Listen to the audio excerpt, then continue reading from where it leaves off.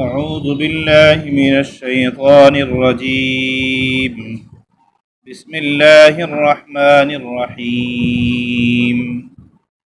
قل أعوذ برب الفلق من شر ما خلق ومن شر غاسق إذا وقب ومن شر النفاثات في العقد ومن شر حاسد إذا حسد. محترم بھائیو، عزیز بزرگوں، آخر کی صورتوں میں سے یہ سورہ فلق ہے. اس صورت میں اور اس کے بعد جو آ رہی ہے صورت، یہ دونوں صورت ایک ساتھ نبی صلی اللہ علیہ وسلم پر نازل ہوئی، اور اس کا ایک خاص پس منظر ہے. اس سے پہلے ہم اس کا ترجمہ سن لیتے ہیں. اللہ تعالیٰ فرماتے ہیں، قل اعوذ برب الفلق، اے نبی کہو کہ میں صبح کے مالک کی پناہ مانگتا ہوں. من شر ما خلق، ہر اس چیز کے شر سے جو اس نے پیدا کی ہے. ومن شر غاسق اذا وقب، اور اندھیری رات کے شر سے جب وہ پھیل جائے. ومن شر النفاثات فی العقد، اور ان جانوں کے شر سے جو گرہوں میں پھونک مارتی ہیں. ومن شر حاسد اذا حسد، اور حسد کرنے والے کے شر سے جب وہ حسد کرے. اس صورت میں اللہ تبارک و تعالیٰ نے 4 چیزوں سے پناہ مانگنے کا حکم دیا ہے. 4 چیزوں سے اللہ کی پناہ مانگی جائے. اور اس کے بعد ایک صورت ہے سورہ ناس، اس میں 5ویں چیز کا ذکر ہے. گویا کہ اللہ تعالیٰ نے اخیر کی 2 صورتوں میں 5 دشمنوں سے اور 5 مخالفین سے ہم تمام مسلمانوں کو پناہ مانگنے کی تعلیم دی. اور اس صورت کا نام سورہ فلق ہے. اس کی شان نزول، بلکہ اس کے بعد جو صورت ہے، دونوں صورت ایک ساتھ نازل ہوئی. اور اس کی شان نزول یہ ہے کہ ہم تمام کو پتہ ہے کہ جب نبی صلی اللہ علیہ وسلم مکہ مکرمہ سے ہجرت کر کے مدینہ گئے، تو مدینہ میں کچھ تو مدینہ کے باشندے تھے، اوس اور خزرج 2 بڑے قبیلے تھے، اور کچھ وہاں یہودی تھے. یہودی قبائل آباد تھی، اور سیاسی طور پر اسی طرح معیشت یعنی تجارت کے اعتبار سے، دینی اعتبار سے، ہر اعتبار سے یہودیوں کا غلبہ تھا. مدینہ کے جو اصل باشندے تھے وہ لوگ آپس میں ہی لڑتے بھیڑتے رہتے تھے. اوس اور خزرج کی لڑائی سالوں سال چلتی تھی. چھوٹی چھوٹی بات میں ان کی لڑائی سینکڑوں سال چلا کرتی تھی. اور یہ دراصل یہودیوں کی سازش ہوتی تھی کہ یہاں کے جو مقامی قبائل ہیں ان کو آپس میں لڑا بھیڑا دیا جائے تاکہ ہم لوگ یہاں پر سیاسی اعتبار سے مضبوط رہیں. اوس اور خزرج یہ چونکہ آپس میں لڑتے رہتے تھے، سیاسی ان کی پکڑ نہیں تھی. یہودیوں کی پکڑ سیاسی اعتبار سے زیادہ مضبوط تھی. اسی طرح منڈی پر اور تجارت پر بھی یہودیوں کا ہی غلبہ تھا، ان کا ہی قبضہ تھا. وہی لوگ گویا کہ تجارت کے اور منڈی کے مالک تھے، اور وہ سودی قرضہ بھی دیا کرتے تھے اوس اور خزرج والوں کو. یہاں تک کہ بہت مرتبہ وہ لوگ حد سے زیادہ تجاوز بھی کرتے. اور دینی اعتبار سے بھی چونکہ اس وقت تک نبی صلی اللہ علیہ وسلم کی بعثت نہیں ہوئی تھی، تو نبی کے بعثت سے پہلے یہ لوگ وہاں پر دینی اعتبار سے بھی معزز اور مکرم مانے جاتے تھے. اوس اور خزرج والے ان کو اپنا بڑا سمجھتے تھے. یہاں تک کہ ان کی عورتیں نظریں مانگا کرتی تھی کہ اگر میرا بیٹا زندہ رہے گا تو میں اسے یہودی بنا دوں گا. لیکن وہ یہودی مذہب کو حق پر اور برتر سمجھا کرتے تھے. تو گویا کہ یہودیوں کی مدینہ منورہ میں چودراہٹ تھی. ہر اعتبار سے وہ لوگ بڑے تھے. لیکن جب نبی صلی اللہ علیہ وسلم ہجرت کر کے گئے تو ظاہر سی بات ہے کہ نبی برحق کے آنے کے بعد دوسرے جتنی باطل قوتیں ہیں سب کا ٹوٹنا یقینی ہے. ان کی چودراہٹ اور ان کا بڑک پن جو ہے سب ختم ہو گیا. ساری چیزیں ملیا میٹ ہو گئی. وہ لوگ اسلام کے اور مسلمانوں کے در پہ ہو گئے. ہر ایک موقع پر انہوں نے مسلمانوں کو تکلیف پہنچانے کی کوشش کی. حالانکہ ہمارے نبی نے ان سے معاہدہ بھی کیا تھا کہ بھائی امن و امان کے ساتھ، شانتی کے ساتھ ہم لوگ رہیں گے. لیکن اس کے باوجود یہ لوگ کفار کے ساتھ، خاص طور پر کفار مکہ کے ساتھ، بلکہ پورے عرب کے قبائل کو ابھار کر انہوں نے مسلمانوں کو ختم کرنے کی کوششیں کی. لیکن جب آخر میں صلح حدیبیہ ہوئی اور اللہ تعالیٰ نے مسلمانوں کو غلبہ دیا تو یہ لوگ تھک ہار کر دیکھ لیا کہ ظاہری طور پر ہماری جتنے تدبیریں تھیں سب رائگاں گئی. جنگ میں بھی ہم لوگ پیچھے رہے، سیاست میں اور سازش کرنے میں بھی ہم لوگ ناکام رہے. تو آخر میں ان لوگوں نے نبی صلی اللہ علیہ وسلم پر جادو کرنے کی کوشش کی. کیونکہ یہودیوں کی جادو شروع سے ہی مشہور ہے، پہلے سے ہی ان کے درمیان جادو اور ٹوٹکے کی چیزیں چلی آ رہی ہے. تو ان لوگوں نے ہمارے نبی پر جادو کرنے کی کوشش کی. اور ان کے ایک حلیف تھے جن کا ان کے ساتھ معاہدہ تھا، اس کا نام ہے لبید بن عاصم. اس کو خیبر کے کچھ لوگوں نے جا کر اس کو بہلایا پھسلایا. یہ تھا مدینہ منورہ کا لیکن بعد میں یہودی ہو گیا تھا. تو اس کو بہلایا فسلایا کہ نبی صلی اللہ علیہ وسلم پر جادو کرو تاکہ ان کے کام کو روکا جا سکے۔ تو لبید بن عاصم اس کا نام ہے، اور اس کی بیٹیوں نے مل کر ہمارے نبی صلی اللہ علیہ وسلم پر جادو کیا، اور اس کی شکل یہ ہوئی کہ ایک یہودی لڑکا مجلس میں آتا تھا، اس کے ذریعے نبی صلی اللہ علیہ وسلم کا کنگھا اور کچھ بال مبارک اس نے منگا لیا، اور اس سے جادو کر کے ہمارے نبی پر جادو کیا ہے، اور جادو کا کچھ اثر بھی ہونے لگا تھا۔ اور جادو کا اثر یہ ہوا تھا، کتابوں میں یہ ہے کہ نبی صلی اللہ علیہ وسلم پر دو طرح کا اثر ہوا۔ ایک تو یہ کہ آپ کو کمزوری لگنے لگی، یعنی طبیعت میں جو بشاشت آنی چاہیے، حشاش بشاش رہنے کی، وہ بوجھی طبیعت رہنے لگی، آپ کو کمزوری محسوس ہونے لگی۔ اور دوسرا یہ کہ دنیاوی کاموں میں جیسے کھانا ہے، پینا ہے، کچھ کام کرنا ہے، یہ سب آپ تھوڑا بہت بھولنے لگے، یہ میں نے کھانا کھایا یا نہیں کھایا، یہ کام میں نے کیا یا نہیں کیا، اس طرح کی کیفیت آپ کو ہو گئی تھی۔ البتہ پیغمبر کا جو اصل فرض منصبی ہے کہ امت کی رہنمائی کرنا، شریعت کے احکام دوسروں تک پہنچانا، اس میں ذرہ برابر بھی کوئی خلل نہیں ہوئی۔ اللہ تبارک و تعالیٰ نے آپ کی حفاظت فرمائی، لیکن نبی کا جو اصل کام ہے اس میں تو ذرہ برابر بھی وہ کاہلی اور سستی نہیں کر سکتے، بالکل بھی اس میں لاپرواہی نہیں برت سکتے۔ تو اللہ تعالیٰ نے آپ کی حفاظت فرمائی، شریعت کے معاملے میں، دین کے معاملے میں کچھ بھی اثر نہیں ہوا۔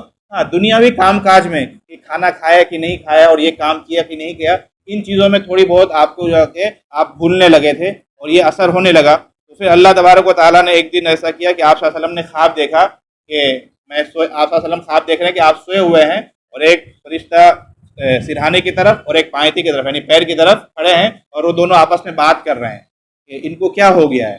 ایک نے پوچھا کہ بھائی اسے کیا، ان کو نبی کو کیا ہو گیا ہے، یہ اتنے تھکے تھکے کیسے رہتے ہیں؟ تو سامنے والے فرشتے نے کہا کہ ان پر جادو کر دیا گیا ہے۔ پھر پوچھا کس نے جادو کیا، تو اس میں جواب میں اس کا نام آیا لبید بن عاصم کا، کہ کس چیز پر جادو کیا ہے؟ تو کہا کہ کنگھے پر اور بال پر جادو کیا ہے۔ کہاں رکھا ہے؟ تو اس کا جو قبیلہ تھا بنی زریق، کہ وہاں ایک کنواں ہے، اس کنویں کے اندر باندھ کر رسی سے اور پتھر سے باندھ کر پانی کے بالکل تہ میں جا کر گاڑ دیا ہے۔ پھر فرشتے نے پوچھا کہ بھائی اس کا حل کیا ہے، کیسے ختم ہوگا؟ تو خواب میں بتلایا گیا کہ وہاں جایا جائے، پانی کو خالی کر کے اس چیز کو نکالے، اس چیز کو نکالیں گے تو یہ اثر ختم ہو جائے۔ آپ صلی اللہ علیہ وسلم کی جب آنکھ کھلی ہے تو آپ نے حضرت علی رضی اللہ تعالیٰ عنہ اور حضرت زبیر وغیرہ کچھ صحابہ کو ساتھ لے کر آپ خود گئے اس کنویں پر، کنویں کے پانی کو خالی کیا، اور وہاں سے ایک پتھر نکلا، پتھر کے نیچے ایک چیز میں لپٹی ہوئی ایک چیز تھی، اس کو جب کھول کر آپ صلی اللہ علیہ وسلم نے دیکھا تو وہی ساری چیزیں تھیں جو خواب میں بیان کی گئی تھی، کہ آپ کا کندھا مبارک وہاں تھا، بال تھا جس کو تاج سے باندھا گیا تھا، اور اس میں 11 گرہیں لگائی گئی تھی۔ یہ ساری تدبیریں کر کے لبید نے گویا کہ نبی صلی اللہ علیہ وسلم پر جادو کرنے کی کوشش کی تھی۔ اسی درمیان حضرت جبریل علیہ السلام یہ دونوں صورتیں لے کر اترے، دونوں صورتوں کو ملائیں گے تو 11 آیتیں بنتی ہیں، اور حضرت جبریل نے آپ کو حکم دیا کہ آپ ایک ایک گرہ کھولیے اور ایک ایک آیت پڑھیے۔ آپ صلی اللہ علیہ وسلم نے ایسا ہی کیا، اور اس سے پھر جادو کا اثر ختم ہو گیا۔ اور اس کے بعد صحابہ تو ظاہر سی بات ہے جب نام پتہ چل گیا کہ فلاں نے جادو کیا ہے تو صحابہ نے چاہا کہ اس کو قتل کر دیں، لیکن ہمارے نبی کی شفقت کہ آپ کو اللہ تعالیٰ نے رحمت للعالمین بنایا ہے، دونوں جہاں کے لیے رحمت، یہ اپنی تکلیف برداشت کر لی لیکن لبید کو آپ نے معاف کر دیا، اور آپ نے فرمایا کہ چھوڑو، جب اللہ تبارک و تعالیٰ نے مجھے شفا دے دی تو میں نہیں چاہتا کہ یہ آگ بھڑکے اور نفرت کی آگ جو ہے پروان چڑھے، گویا کہ آپ نے اپنے دشمن کو بھی معاف کر دیا۔ تو یہ ان دونوں صورتوں کی شان نزول ہے، اور ان دونوں صورتوں کے بارے میں پہلے بھی آیا ہے، حدیث میں آتا ہے کہ اللہ کے نبی صلی اللہ علیہ وسلم اسے صبح شام پڑھنے کی ترغیب دیتے ہیں، کہ جو مسلمان 3 مرتبہ چاروں کل صبح اور 3 مرتبہ چاروں کل شام میں پڑھتا ہے تو یہ صورتیں اس کے لیے کافی ہو جاتی ہے، یعنی ہر قسم کے آفات اور بلیات سے اس کی حفاظت ہوتی ہے۔ اسی طرح ہمارے نبی صلی اللہ علیہ وسلم سونے سے پہلے ان صورتوں کو پڑھا کرتے تھے، پڑھنے کے بعد ہاتھ میں دم کرتے تھے، تو اس طرح دم کرتے تھے اور پھر اپنے پورے بدن پر آپ مل لیتے تھے، کیونکہ اس میں جیسا کہ میں نے کہا 5 چیزوں کے شر سے اللہ تعالیٰ نے نبی صلی اللہ علیہ وسلم کو کہہ رہے کہ 5 چیزوں کے شر سے پناہ چاہیے، اور آپ کے ذریعے پوری امت کے لیے یہ تعلیمات دی جا رہی ہے۔ تو یہ جو صورت ہے سورہ فلق، اس میں 4 چیزوں کا ذکر ہے۔ اگلی جو صورت ہے سورہ ناس، اس میں 5ویں چیز کا ذکر ہے۔ اور 2 طرح کے دشمن ہوتے ہیں عام مدن، ایک تو ظاہری دشمن، اس سے تو آپ مقابلہ کر سکتے ہیں، آپ کے سامنے آگے آپ ہتھیار سے، اپنے ہاتھ سے، اپنے زور سے اس کا مقابلہ کر سکتے ہیں، لیکن 5 طرح کے ایسے دشمن ہیں جو ظاہر نہیں ہوتے، جو سامنے نہیں آتے۔ انہی خفیہ دشمنوں کو اللہ تبارک و تعالیٰ نے ان دونوں صورتوں میں بیان کیا ہے، اور اللہ نے گویا کہ اشارہ دیا ہے کہ یہ ایسے دشمن ہیں کہ تم اپنے طاقت کے بل پر ان سے نہیں جیت سکتے، لہذا جو ذات سب سے زیادہ طاقت والا ہے، جو سپریم ہے، جو سب سے زیادہ طاقتور ہے، اس کی پناہ میں آ جاؤ، لہذا وہ ذات تم کو بچا لے گی۔ گویا کہ اللہ تبارک و تعالیٰ کی پناہ میں ہمیں آنا ہے، اللہ تعالیٰ ان تمام شر اور فتنوں سے ہماری حفاظت فرمائیں۔ تو اللہ فرماتے ہیں کہ قل اعوذ برب الفلق، اے نبی آپ کہیے کہ میں صبح کے مالک کی پناہ مانگتا ہوں۔ فلق کہتے ہیں کسی چیز کو پھاڑنے کی، کیونکہ اللہ تبارک یہاں آیا کہ صبح کے مالک کی، مطلب یہ ہے کہ رات کی تاریکی جب ہوتی ہے تو اس تاریکی کو ختم کر کے صبح کی روشنی لانے والی ذات ایک اللہ کی ہے۔ اللہ کے علاوہ کوئی اور ایسا طاقتور نہیں ہے کہ جو رات کی تاریکی کو ختم کرے اور دن لائے۔ بلکہ اشارہ یہ ہے کہ اللہ تبارک و تعالیٰ بہت زیادہ طاقت والے ہیں، بہت زیادہ قدرت والے ہیں، جو رات کی تاریکی کو ختم کر کے دن کی روشنی لاتے ہیں اور دن کو روشن کرتے ہیں۔ لہذا وہی ذات اس قدر اس لائق ہے اور کہ اس کی پناہ مانگی جائے، اور وہی تمام شر سے اور تمام فتنوں سے انسان کی حفاظت کر سکتے ہیں، اس کے علاوہ کوئی اور حفاظت نہیں کر سکتا۔ تو اللہ تبارک و تعالیٰ کی ایک خاص صفت بیان ہو رہی ہے کہ رب الفلق، کہ وہ صبح کو لانے والا ہے، رات کی تاریکی کو چھٹا کر صبح کی روشنی کو نمودار کرنے والا ہے، لہذا وہ بڑا قدرت والا اور طاقت والا ہے، اسی کی پناہ میں انسان کو آنا چاہیے۔ کس چیز کے شر سے؟ نمبر 1 من شر ما خلق، ہر اس چیز کے شر سے جسے اللہ نے پیدا کی، یعنی اللہ کے مخلوقات جتنے بھی ہیں دنیا میں، جس سے بھی انسان کو تکلیف پہنچ سکتی ہے، ضرر اور نقصان پہنچ سکتا ہے، ہر ایک کے شر سے انسان پناہ مانگے کہ اللہ آپ نے جتنے مخلوقات بنا ہے سب آپ کے کنٹرول میں ہے، ہر ایک کے شر سے میں پناہ چاہتا ہوں، چاہے وہ انسان ہو، چاہے وہ جنات ہو، چاہے وہ جانور ہو، حتیٰ کہ زہریلا غذا ہو، زہریلا کوئی پودا ہو یا کوئی اور چیز ہو، خدا کی تمام مخلوقات میں جو بھی نقصان دہ ہے ہر ایک کے شر سے اللہ تبارک و تعالیٰ کی پناہ مانگی جائے، اس لیے کہ ہماری طاقت میں نہیں ہے کہ ہم ان چیزوں سے اپنے آپ کی حفاظت کر سکیں۔ مثال کے طور پر کھانے میں کبھی زہر گر گیا تو ہم تو اسے بھانپ نہیں سکتے کہ اس میں زہر ہے کہ نہیں ہے، یا سامنے کوئی سانپ وغیرہ ہے، کوئی تکلیف دہ جانور ہے، آپ رات میں جل رہے ہیں یا دن میں ہی جا رہے ہیں، کوئی تکلیف دہ چیز آگے کھڑی ہو، آپ کے علم میں تو نہیں ہے، آپ اسے ہٹا نہیں سکتے، اللہ ہی کی ذات وہ ہے کہ جو ان چیزوں پر قادر ہے کہ آپ کی حفاظت کر سکے۔ تو گویا کہ اللہ تبارک و تعالیٰ سے ہم لوگ دعا مانگتے ہیں من شر ما خلق، ہر اس چیز کے شر سے، آپ کے مخلوقات میں جو بھی نقصان دہ چیز ہے ہر ایک کے شر سے میں آپ کی پناہ چاہتا ہوں۔ ومن شر غاسق اذا وقب، نمبر 2 اور اندھیری رات کے شر سے جب وہ پھیل جائے۔ غاسق کہتے ہیں اندھیری رات، یعنی رات کی تاریکی کو، چونکہ اکثر غلط کام اور شر اور فتنہ کا کام جو ہے رات میں ہی ہوتا ہے۔ کسی کو مارنا ہو، قتل کرنا ہو تو رات میں ہی سازش بنائی جاتی ہے، کسی کے گھر میں چوری کرنا ہو، ڈاکہ ڈالنا ہو، کسی کو لوٹنا ہو، یا شباب کباب کی جو مجلسیں چلتی ہے اور پارٹی واٹی جو غلط چیزیں ہوتی ہے، اسی طرح عورتوں کی عزت وغیرہ لوٹی جاتی ہے، تو یہ سب غلط کام جو ہے عموماً رات میں ہی ہوتا ہے۔ تو اللہ تبارک و تعالیٰ گویا کہ ہمیں دعا سکھلا رہے ہیں کہ وَمِن شَرِّ غَاسِقٍ إِذَا وَقَبَ، کہ اندھیری رات کے شر سے جب وہ پھیل جائے، کہ جتنی برائیاں رات میں ہو سکتی ہے، جس طرح کی تکلیف ہمیں رات میں پہنچ سکتی ہے، ہر ایک تکلیف سے گویا کہ ہم اللہ تبارک و تعالیٰ کی پناہ میں آتے ہیں کہ اے خدا ہم تو کمزور ہیں، ہم ان چیزوں سے نہیں بچ سکتے، آپ ہی طاقتور ہیں، آپ رات میں جتنی برائیاں ہوتی ہے ہر ایک برائی کے شر سے آپ ہماری حفاظت فرما۔ تو یہ گویا کہ اسی آیت کے ضمن میں حضرت شاہ صاحب نے لکھا ہے کہ اس میں ہر طرح کی تاریکی اور ظلمت آ گئی، چاہے ظاہری تاریکی ہو یا آپ کے باطل کی تاریکی، کہ انسان کے اندر کوئی خرابی آ جائے اس سے، اسی طرح تنگ دستی ہے، اور اسی طرح گمراہی ہے، گمراہی بھی تاریکی ہے، گناہ یہ بھی تاریکی ہے۔ گویا کہ ہر طرح کی تاریکی اور ظلمت سے ہم اللہ تبارک و تعالیٰ سے دعا کر رہے ہیں کہ اللہ میں ان چیزوں سے اپنے آپ کو نہیں بچا سکتا، آپ ہی مجھے بچائیے اور اپنے پناہ میں آپ لے لیجیے۔ تو یہ دوسری چیز ہوئی۔ تیسرا ہے وَمِن شَرِّ النَّفَّاثَاتِ فِي الْعُقَدِ، نفاسات کہتے ہیں پھونکنے والی، کیونکہ جو لوگ جادو وادو کرتے ہیں، گرا باندھتے ہیں تو کچھ منتر وغیرہ پڑھ کر اس میں پھونکتے بھی ہیں، تو اس سے اشارہ ہے جادو سے۔ اور یہاں پر اللہ نے مؤنث کا صیغہ استعمال کیا کہ جادو کرنے والیاں، عموماً یہ چیزیں عورتوں میں زیادہ پائی جاتی ہے، اور کتابوں میں آیا کہ عورتوں کی ہوئی جادو یہ سب سے زیادہ گھاتک اور سب سے زیادہ نقصان دہ اور خطرناک ہوتی ہے۔ تو جادو کرنے والے مرد بھی ہو سکتے ہیں، جادو کرنے والی عورتیں بھی ہوتی ہے، لیکن زیادہ یہ کام عورتیں کرتی ہے، تو خاص طور پر عورتوں کا ذکر ہے کہ یہ لوگ جو پھونک مارتے ہیں یعنی جادو کرتے ہیں، اللہ بطور خاص اس سے بچا۔ ویسے تو شروع میں آ گیا کہ ہر قسم کے نقصان دہ چیزوں سے ہمیں بچائیے، لیکن چونکہ جادو کا یہاں پر نبی صلی اللہ علیہ وسلم پر جادو ہوا تھا تو بطور خاص جادو کا ذکر ہو رہا ہے، اور جادو ہونا یہ بالکل برحق چیز ہے، اس سے انسان کی جسمانی طور پر انسان کو نقصان پہنچایا جاتا ہے۔ تو گویا کہ جادو سے اللہ تبارک و تعالیٰ پناہ منگوا رہے ہیں۔ اور نمبر 4 وَمِن شَرِّ حَاسِدٍ إِذَا حَسَدَ، اور حسد کرنے والے کے شر سے جب وہ حسد کرے۔ حسد ہم تمام کو پتہ ہے کہ کسی کو کوئی نعمت مل جائے تو اس سے جلن کرنا اور یہ چاہنا کہ اس کی یہ نعمت ختم ہو جائے، چاہے وہ مجھے ملے یا نہ ملے، یہ سب سے بری چیز ہے۔ تو اللہ فرما رہے ہیں کہ حسد کرنے والے کے شر سے جب وہ حسد کرے، یعنی کبھی ایسا ہوتا ہے کہ انسان حسد کرنے کی وجہ سے جس کے اوپر وہ حسد کر رہا ہے اس کے خلاف کوئی کارروائی بھی کرتا ہے۔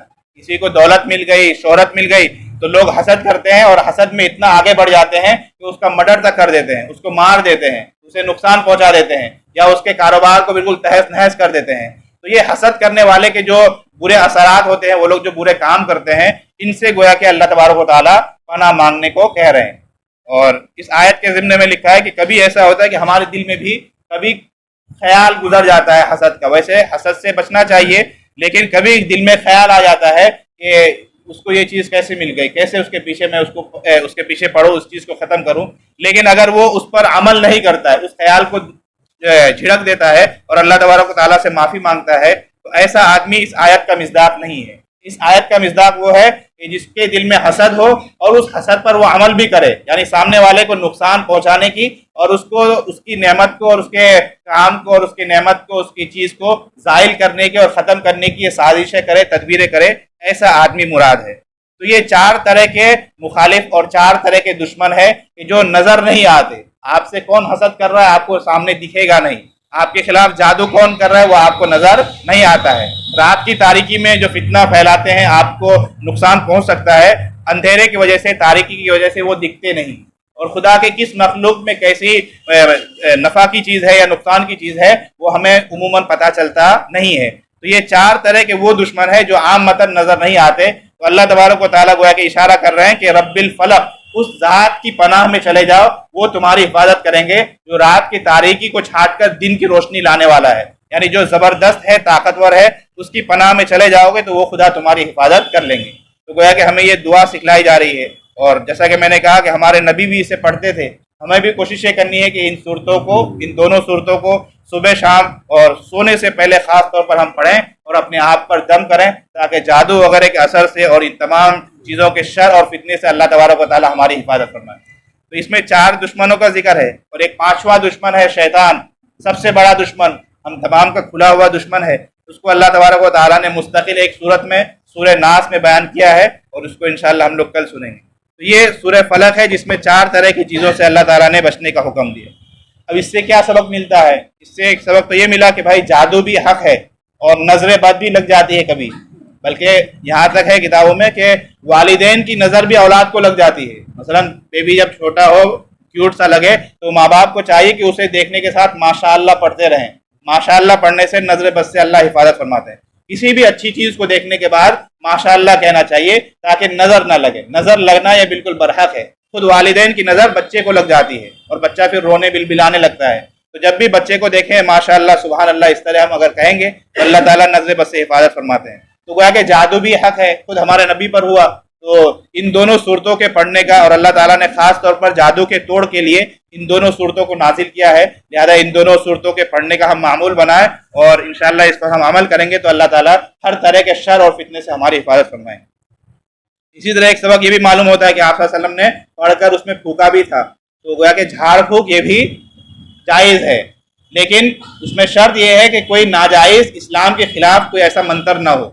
بہت سارے عورتیں ہوتی ہے، خاص طور پر ہماری عورتیں بھی ہندوؤں کے پاس چلی جاتی ہیں جھاڑ پھونک کرانے کے لیے۔ اب پتہ نہیں وہ کون سا منتر پڑھ رہا ہے، کس شنکر کا نام لے رہا ہے، تو ظاہر سی بات ہے وہ کفر اور شرک کرنے والا ہی ہے، وہ ایسے ہی کلمات کہے گا۔ تو ایسے لوگوں سے جھاڑ پھونک نہیں کرانا چاہیے۔ امام صاحب سے، کوئی مولانا ہو، کوئی بزرگ ہو، ان لوگوں سے جھاڑ پھونک کرائیے قرآن حدیث کی روشنی میں، بالکل دین اسلام کی روشنی میں، کیونکہ اللہ تعالیٰ نے قرآن کے آیات میں وہ تاثیر رکھی ہے کہ جس سے مسائل حل ہوتے ہیں، روحانی جسمانی غذا گویا کہ قرآن میں ہے۔ تو شرعی اعتبار سے اگر جھاڑ پھونک کرتے ہیں تو یہ ٹھیک۔ ہاں، جو لوگ جھاڑ پھونک کو اپنا پیشہ بنا لیتے ہیں اور بالکل پیسہ ڈیمانڈ کرتے ہیں بہت زیادہ مقدار میں، ایسے لوگوں سے بچنا چاہیے۔ وہ علماء نے یہاں تک لکھا ہے کہ جو جھاڑ پھونک کا پیشہ بنا لیتا ہے، اللہ تعالیٰ اس کی نسلوں میں کوئی بڑا عالم پیدا نہیں کرتے۔ وہ بظاہر دیکھنے میں خوشحال نظر آتے ہیں لیکن اندر سے وہ لوگ پریشان ہوتے ہیں۔ تو خیر، جھاڑ پھونک یعنی قرآن کی کچھ آیاتیں پڑھ کر اور حدیث میں جو دعائیں ہیں وہ دعائیں پڑھ کر پھونکنا، یہ گویا کہ بالکل جائز عمل ہے، درست عمل ہے۔ اور بخاری شریف کی روایت ہے کہ اللہ کے نبی صلی اللہ علیہ وسلم فرماتے ہیں کہ گزشتہ انبیاء بھی اپنی اولاد کو دم کیا کرتے تھے، اور آپ صلی اللہ علیہ وسلم نے ایک دعا بتلائی ہے، یہ دعا آپ اپنے نواسے حضرت حسن حضرت حسین کو بچپن میں دم کر کے دیا کرتے تھے۔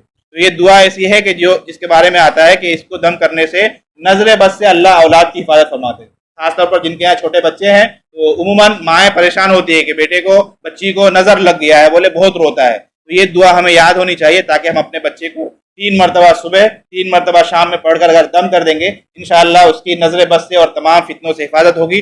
ہم خود بھی پڑھیں گے، اللہ تعالیٰ ہماری بھی حفاظت فرمائیں گے۔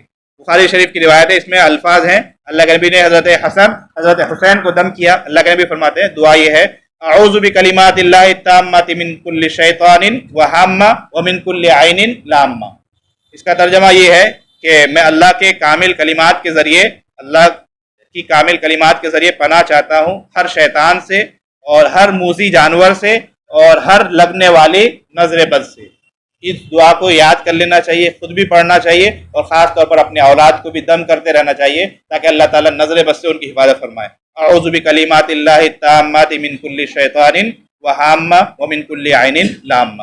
یہ سورہ فلق ہے جس میں اللہ تعالیٰ نے 4 خصوصی دشمنوں کا ذکر کیا ہے جس سے اللہ تبارک و تعالیٰ گویا کہ ہمیں پناہ دلوا رہے ہیں، اور 5ویں نمبر کا دشمن شیطان ہے، اور شیطان کے بارے میں آگے آئے گا کہ انسانوں میں بھی کچھ لوگ ہیں جن کی حرکت شیطان جیسی ہوتی ہے، اور شیطان ایک تو جناتوں میں ہے ہی، تو اس کے بارے میں اگلے صورت میں آئے گا انشاءاللہ، اس کو ہم لوگ کل سنیں گے۔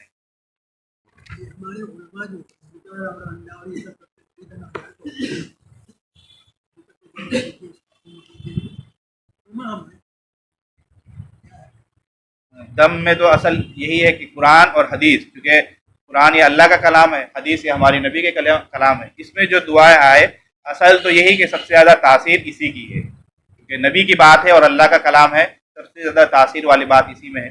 البتہ عاملین حضرات جو ہوتے ہیں وہ لوگ کچھ تدبیر وغیرہ کرتے ہیں، تو وہ ایسا ہی ہے جیسا کہ علاج، اگر وہ شریعت سے متصادم نہیں ہے تو اس کے کرنے کی اجازت ہوگی، لیکن اگر شریعت کے متصادم ہے تو پھر اس کے کرنے کی اجازت نہیں ہے۔